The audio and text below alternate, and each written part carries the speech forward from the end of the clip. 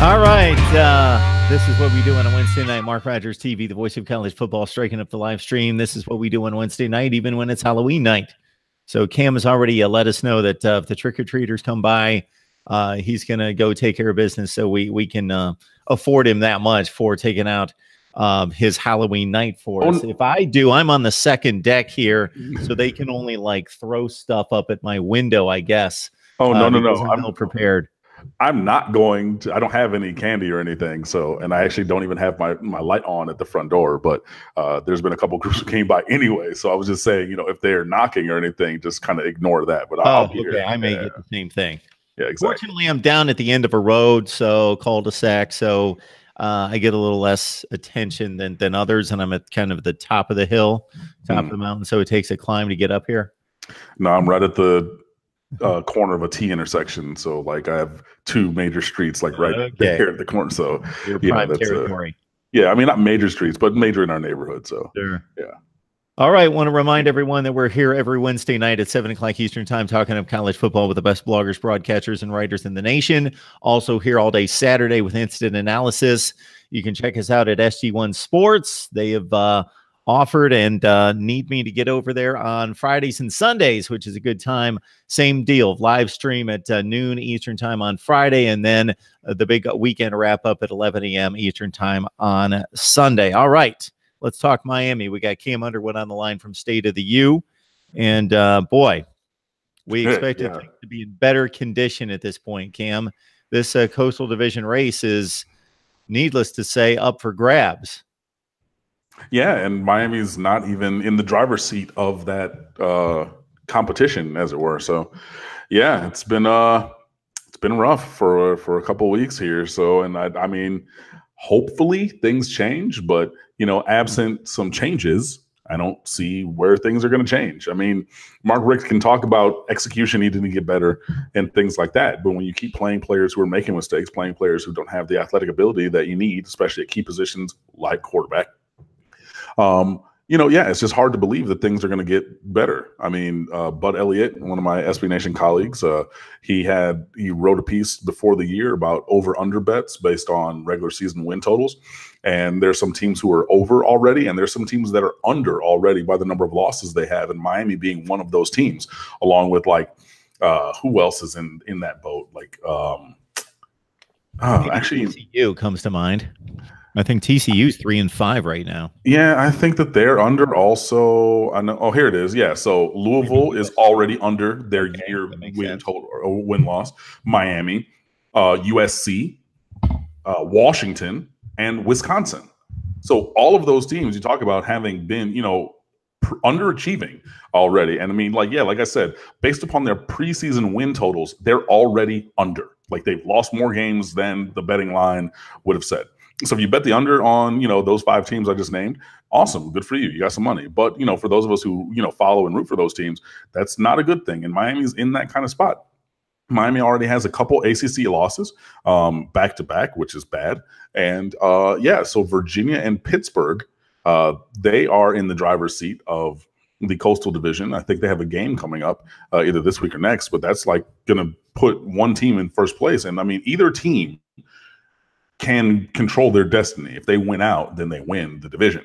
And notice how neither name I just said was Miami. So yeah, this is going back and putting Miami in a situation that we've been in previous years. So if you're going back talking to Al Golden's time, or even talking about Mark Richt's first year 2 years ago, that's where Miami is in terms of this season, with being favored in every game.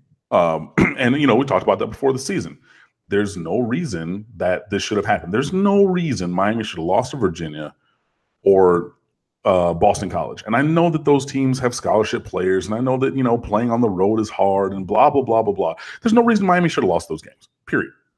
And it just comes down to the fact that Miami's not doing what Miami needs to do. And I wrote that before the season, that, if Miami were to lose games, it was Miami beating themselves. And that's what we're doing. And Mark Richt continues to mortgage this season in the support of Malik Rosier, absent evidence of proper performance.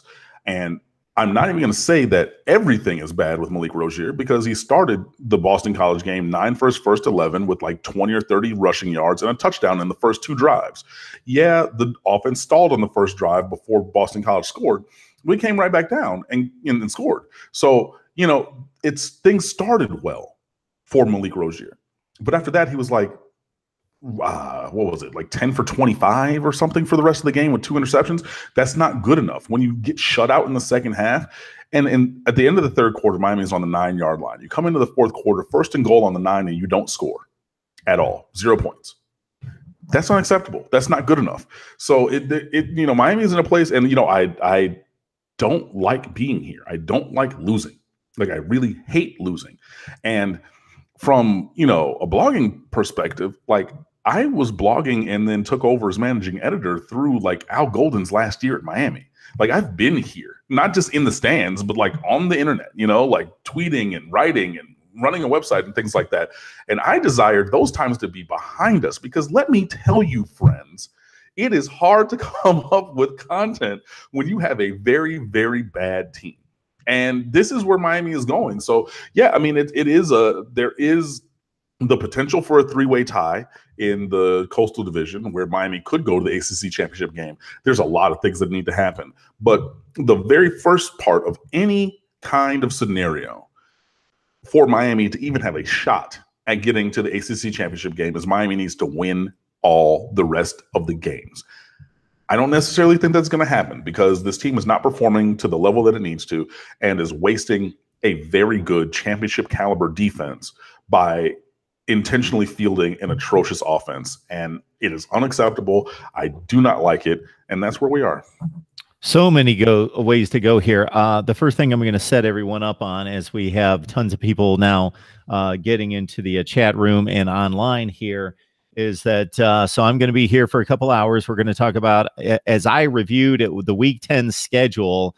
This is the best schedule of college football. It is unbelievable how many conference and playoff impactful games there are this week. So we'll get to all the games. We're bringing on more people, and DJ Durkin got fired at Maryland today as well. We're focused on Miami and Duke and Cam. Yeah. So Virginia and Pitt, that does not sound like a division leading type game in November, but that is the game, and that's this Friday. So I'm going to need to settle in and focus on that one. Man, when I looked at Miami preseason, I picked the Canes to go 10-2. And when I was pushed by people when they weren't good enough with 10-2, when they said, which 2 are they going to lose? I said, okay, I'm going probably Florida State, Boston College, or I'm going. I actually took off of Florida State because that game was at home. I went Boston College in Blacksburg at Virginia Tech. But now, yeah, all the games, if you took the names and the recruiting rankings and everything about the talent on the roster and just went by the way the teams are playing and looked at Miami's stretch run, they all seem like toss-ups. Yeah, and that's emblematic of Miami underperforming. Like, that's why they are toss-ups, or at this point. Again, Miami has more talent than the teams that they're playing. Miami should be a better team. Miami has flashed. But then again, they flashed potential against, Group of 5 and FCS teams. Miami is 2-6 in their last 8 games against Power 5 competition. That's the last 3 games of this year. That's LSU, or last year, excuse me. That's losing to LSU. That's beating Florida State. Awesome, great, good, glorious.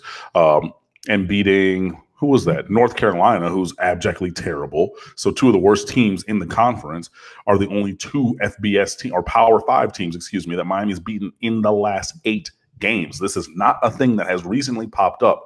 I spoke about this last year. There were issues, there were underlying problems that Miami, it seems to me that the Miami program and staff, and definitely the fans, overlooked intentionally, because by smoke and mirrors, Miami won 10 games in a row last year.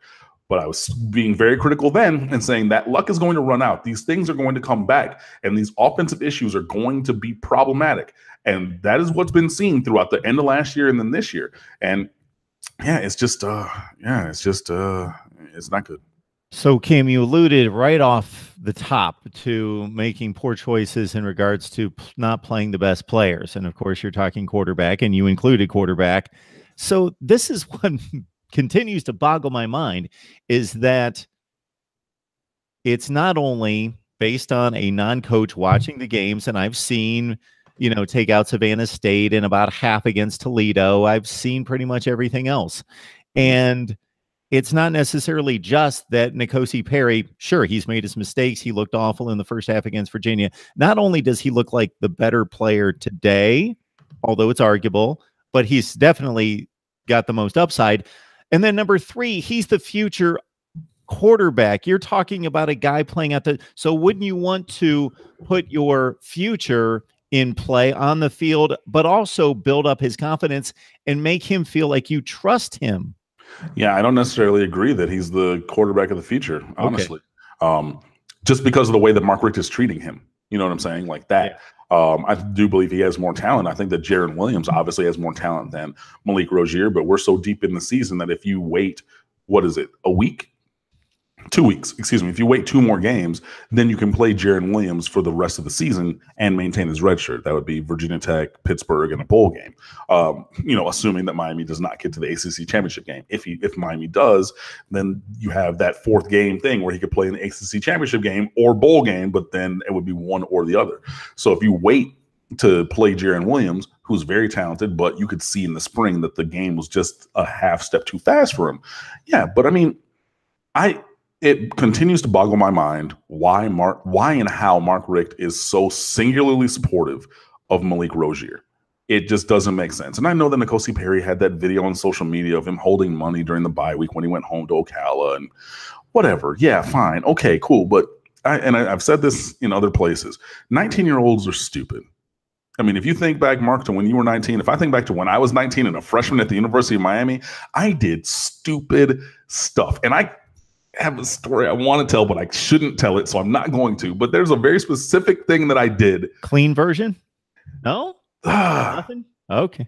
I climbed on top of a building that I was not supposed to climb on top of. That was very precarious for me to get to the top of this building. Like, I could have lost my life doing what I did. I mean, it was very stupid. It was very unintelligent. And I did it multiple times because I was 19 and 19-year-olds are stupid. And N'Kosi Perry's 19 and you're stupid. Like 19-year-olds do 19-year-old stupid stuff. But then to not play him doesn't make sense to me. And then, but also at the same time, say that he's a member in good standing and he's not being punished and he's not being benched because of off the field things. So then if you're not talking about the off the field stuff, then it has to be the on the field stuff. But the on the field stuff, you only gave him 4 drives at Virginia. And you said before that you thought about taking him out after the first half against Florida State. Now, that first half against Florida State was bad. I'm not going to sit here and say, oh, you should have 100%. But you did not. And you gave him that support, and then he validated that by coming in with 3 touchdown passes in the second half, winning that game and things like that. And the first thing that you think of the next week is, when can I pull this kid out of the game? Like, what are you doing? Like, what does Malik Rosier, what has he done to engender such a feeling of support? You know what I mean? Like, that seems to be singular to him. And he doesn't have the range. He doesn't have the talent. He doesn't have the ability. And you're seeing teams have schemed up how to stop him. And then Mark Richt has had to truncate the offensive scheme because Malik Rosier's inability to make throws. Case in point, first half, I want to say. I think it was maybe second quarter. Anyways, first half, I believe, against Virginia. 3rd down and forever. You send Jeff Thomas on a go route. They're in cover 2, so you get behind the cornerback and in front of the safety, so you get that cover 2 window up the corner or up the sideline, and he's wide open. He's open by 15 yards.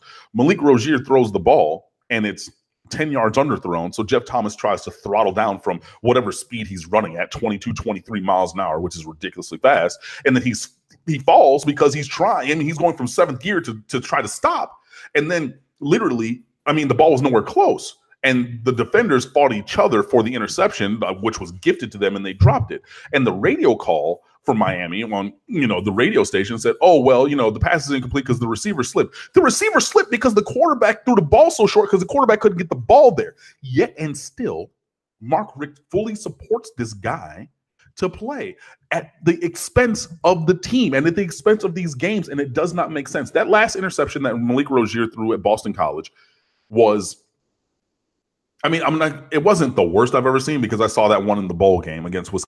Wisconsin, where he threw it directly to the defensive end who was standing 4 yards in front of him. But the point was, everybody knew what the play was. We're sitting on Twitter. I was tweeting and other people were adding me.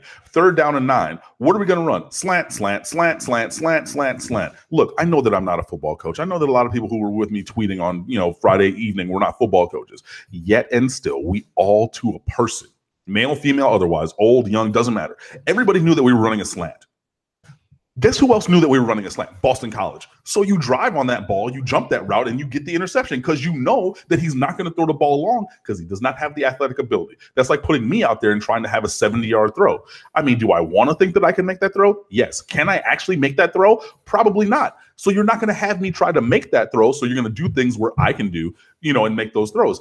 And it's a problem if you're taking me at my age and athletic ability, which, I have athletic ability, but I was not a scholarship quarterback. I don't have the strongest arm in the world.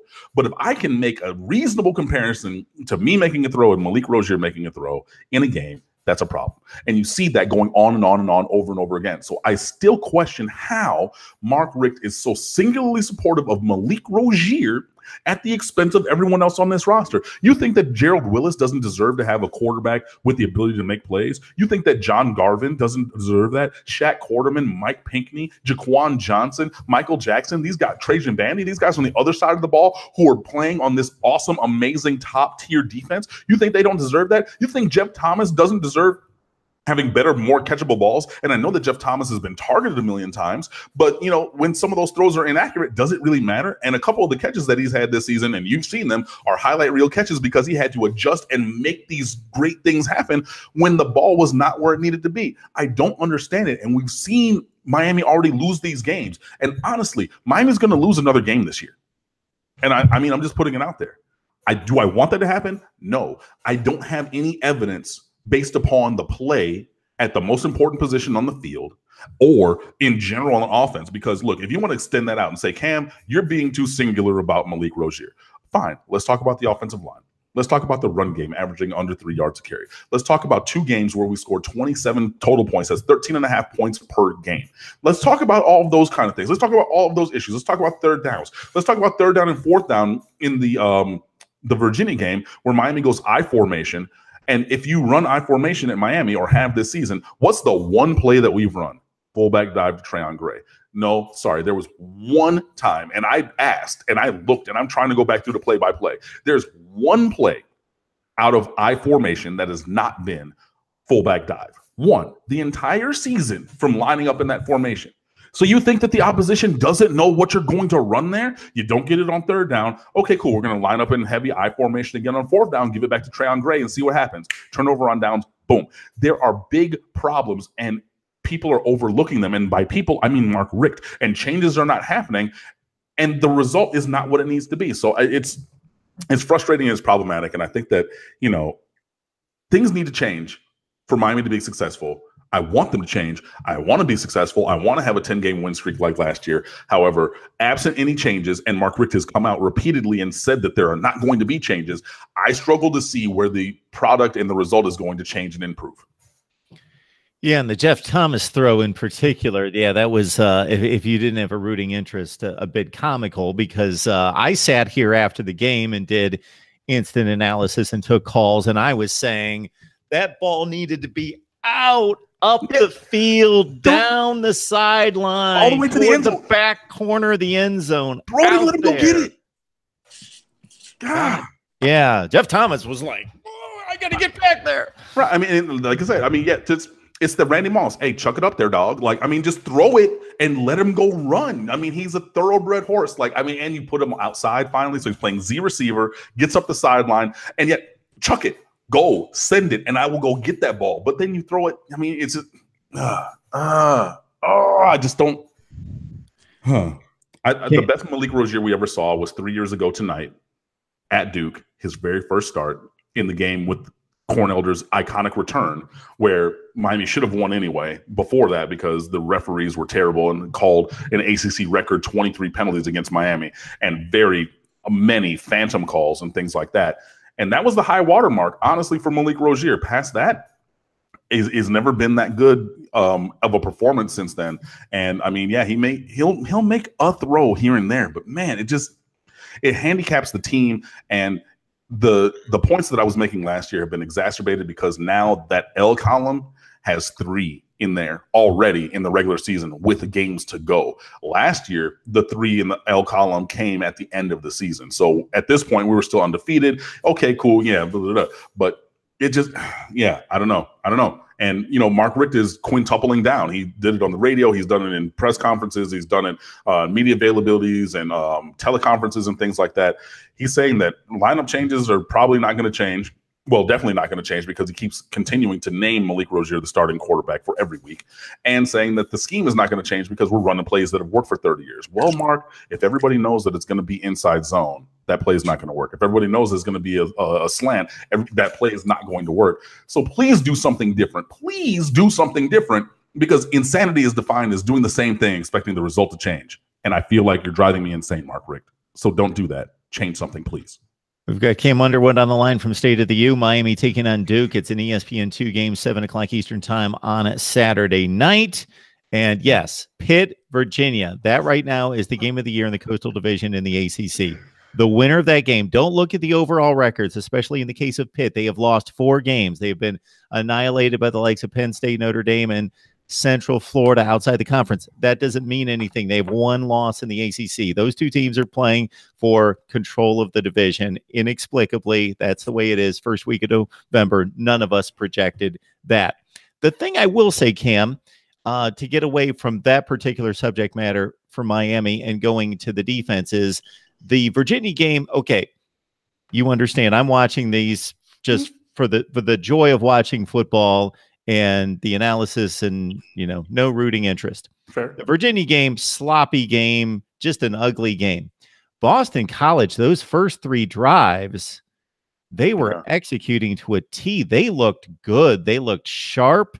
And sure, the Miami defense thwarted them the rest of the game, but I didn't know if that was so much BC doing their typical, okay, we got a 1-2 score lead, 10 to 14 points the rest of the game, we're going to pack it in, or that was Miami just playing better on defense. It was probably some combination, but the Miami defense did not look good those first 3 drives of the game.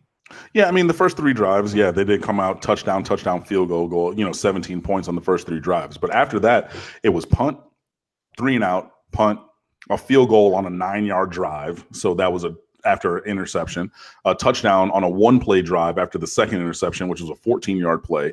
They threw their own interception, field goal, punt, and then half. Miami did what they needed to do after the first, you make adjustments and you figure out, okay, cool, we're going to, lock things down. So yeah, the early game, performance of the defense did not meet estimation, but Manny Diaz has been very good at making adjustments as games have gone on in his tenure here. So he was able to do that. So yeah, I'm still very pleased with the defense, and I'm not gonna really harp on them or anything. Like, could it have been better? Yes. Obviously, you want to pitch a shutout every day. That didn't happen.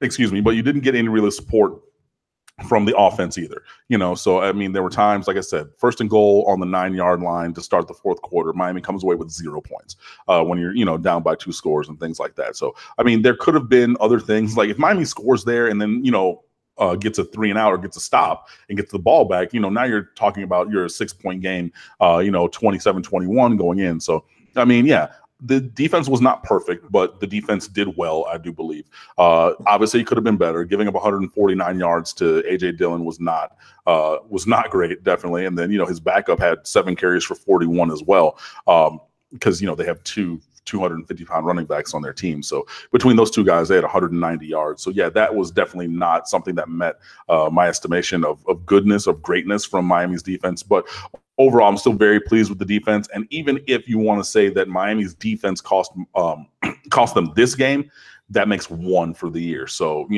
fine. And, going undefeated is very hard. So even if that was the 1 loss, all right. But yeah, I'm still very pleased with the defense. I think that everybody's playing hard. I think that, we're seeing progression from guys that we needed to see progression from. Scott Patchen, finally healthy, is a 2nd-team defensive end now. I already named a bunch of starters, Shaq Quarterman, Michael Pinckney. Romeo Finley has been a revelation at the striker position. John Garvin, Gerald Willis III, who's going to be, a high 2nd, maybe 1st-round draft pick now.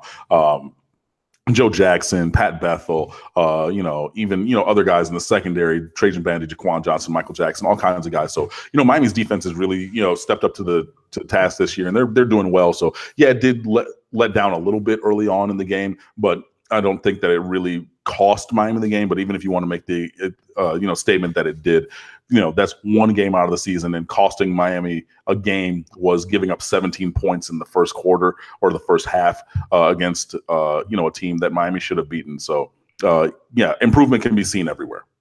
Cam Underwood joining us from State of the U, the best in Miami football coverage. You got to join him and the rest of the crew right there as the Canes try to salvage the season coming up this Saturday night against Duke.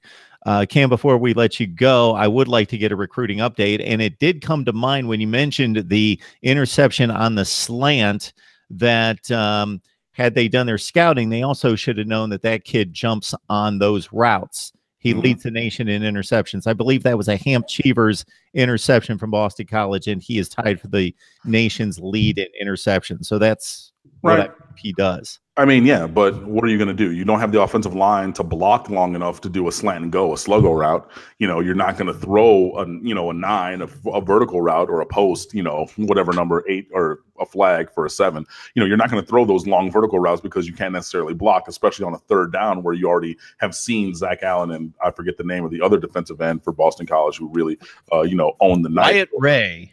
Exactly, right, Ray. So both of those guys are getting up the field in pass rush, and things like that. So, yeah, I mean, I'm not going to say that 100% they didn't know that, Hamp Cheevers likes to jump slants. But, again, when you don't have a quarterback with the ability to make different throws, then you kind of have to throw what he can throw and get what you get. And we threw what he could throw and got what we got. All right, so you do have some good news and some not so good news from the recruiting front over the last few weeks. So that being your thing, and people love recruiting talk, so we'll finish with that. Yeah, and I appreciate the time. I know you got a couple other people who are going to come on quickly. So if you want a full, 5,000 words on recruiting, I wrote this month's recruiting radar, or the class breakdown. Got it in just under the radar right on Halloween on the 31st. So that's up on stateoftheu.com. 2 quick things. Number one, Cornelius Nunn, who's a safety out of Miami Palmetto High School. He completed his flip from Syracuse to Miami by committing to Miami a couple of weeks ago. So that was pretty awesome. He's a little underrated right now as a 3-star, but he's fast and he's physical. He's exactly what Miami looks for in the defensive secondary. So he's a guy who, he's probably not going to be a freshman All-American in his first year, but he will definitely be, or has the potential to be a solid player with Miami moving forward. That's the good news. The bad news is that Braylon Ingraham, who is a strong side defensive end / maybe a 4-3 defensive tackle, a penetrating tackle, he was a long time Miami lean, had even reportedly been telling Miami for a couple of months that he was going to be committing to Miami on his mother's birthday, which was the October 23rd was his commitment date. But he took a late visit to Alabama, and you know how those go. So he decided to commit to Alabama instead. And that kind of changes things because, if you get Ingraham in this class, you have 4 defensive tackles with, depth and talent. And obviously Miami needs depth and talent at that position. So, that's a positive if you get him, but we didn't. So now you're kind of back to the drawing board because Miami has 3 defensive tackles, one, and I don't even know which one is necessarily going to step in and play. You got Jason Munoz from St. Thomas Aquinas. You got Jalar Hawley from Buford, Georgia, and Stephen Blissett from Poly Prep in Brooklyn, New York, who's having a monster season, by the way. He's averaging like 10 yards a carry as a running back, and he has like 40 tackles and 6 sacks or something like that. So he's a good player, but I'm not sure any of those guys step in day one at Miami. But if you have Ingraham, who's a little bit bigger and a little bit more talented, maybe he can be in that rotation as well, but Ingram's not coming. So, I talked about what some of the chatter is about where Miami can look at defensive end, defensive tackle in the rest of this class. And that is a position where Miami has struggled to recruit and a team against which Miami has struggled to recruit, Alabama, that being. And then there's a bunch of other information, like I said, this month's class breakdown. So I'm not going to take up any more of your time, but 5,000 words up there. And then we got more football stuff and basketball seasons starting up here as well. So we have our player profiles and coach previews and a whole season and game previews and all these kind of things about basketball as well. So, yeah, football obviously on this channel is the number one focus, but we do much more than just football over at stateoftheu.com. So if you're a Miami Hurricanes fan or if you're a hater and want to just kind of come in the comments and hate away, because we have plenty of those as well. What's up? Was his name Jay Knoll, who's always in our comments, who's a Florida State fan. Awesome, cool. but yeah, we try to do a lot of different things and bring you a lot of different content over at stateoftheu.com. So check it out. So Cam, I try to keep you on here for like hours most of the time, but yeah, we've got a few other guests. No worries. Because of my master scheduling prowess, this is what we're left with. So I will let you get on with your Halloween night, and then I will apologize to my two guests, and I will try to figure out a better way to do this. But Cam, we appreciate the time as always, and you're always welcome to come on Mark Rogers TV, of course. Yeah, definitely. So you guys have a great Halloween, Stephen Claire. I'm sure that you guys will do great work. So I'll see you guys around. Thanks, Cam. That is Cam Underwood, of course. He gave you the rundown at State of the U.